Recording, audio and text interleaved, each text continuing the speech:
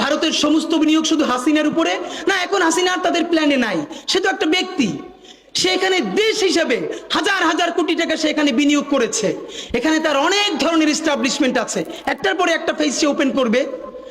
এই আধিপত্যবাদের বিরুদ্ধে, এই ন্যারেটিভের মোকাবেলায় এই জুলাইয়ের যে একতাবদ্ধ শক্তি, নারী, পুরুষ, কওমি, আলিয়া, সালাফি, মাদ্রাসা, কলেজ, ইউনিভার্সিটি, হিন্দু, মুসলমান, বৌদ্ধ, খ্রিস্টান, এদের যে ঐক্যবদ্ধ দেশের আধিপত্যবাদের বিরুদ্ধে একতা, এটার বিরুদ্ধে জীবন গেলেও আমাদের ঐক্য আর ভাঙা যাবে না।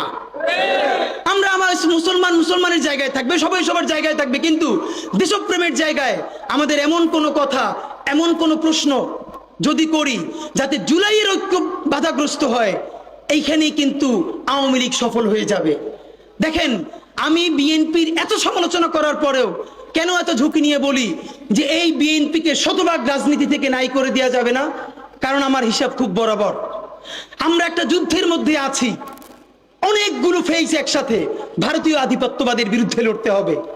এইখানে দুটো পলিটিক্যাল ফোর্স, এই আওয়ামী লীগ তো ভারতীয় আধিপত্যবাদের এত বড় দাস ছিল না। তিনটা পরপর ভোটার ছাড়া নির্বাচন করে তাকে যখন আওয়ামী লীগ এখানে দাঁড় করিয়ে দিয়েছে ভারত, তখন ভারতের বাহিরে যাবার আর কোনো সুযোগ ছিল না।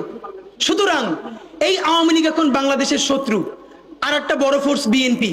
ভাইরা, যত কথা বলি, রাস্তাঘাটে আওয়ামী লীগ যখন মিছিল করে তারে কিন্তু পিটাইয়া থানায় দিছে এই বিএনপি। সেটা চাঁদাবাজির কারণে বলুক, যেই বলুক, ভদ্র, সুশীল অন্য কোন দল আপাতত দৃষ্টিতে ওই আওয়ামী লীগের পিটানোর মতো স্বাভাবিক ক্যাপাসিটি নাই। নামবে যখন আবার বড় কোনো ডাক আসবে, কিন্তু আওয়ামী লীগ তো বসে থাকবে না। এজন্য আমাদের কথা সোজা, এই বিএনপি চাঁদাবাজি করে, সেই চাঁদাবাজি আমরা সবাই মিলে বন্ধ করতে হবে।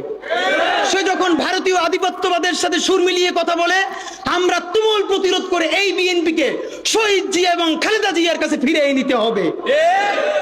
এই বিএনপি যখন জনতার ভাষায় কথা বলবে, তার প্রশংসাটাও আমাদেরকে করতে পারতে হবে।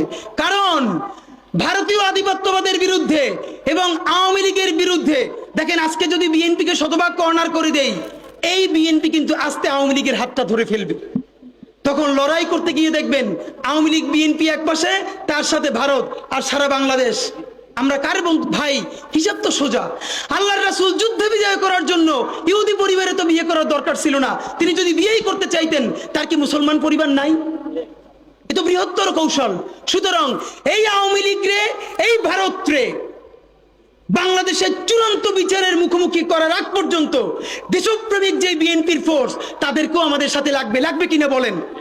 আমাদের জামাত ইসলাম রে লাগবে, আমাদের এনসিপি রে লাগবে, কওমি লাগবে, হিন্দু, বৌদ্ধ, মুসলিম, খ্রিস্টান, আমাদের সকলকে রাখবে।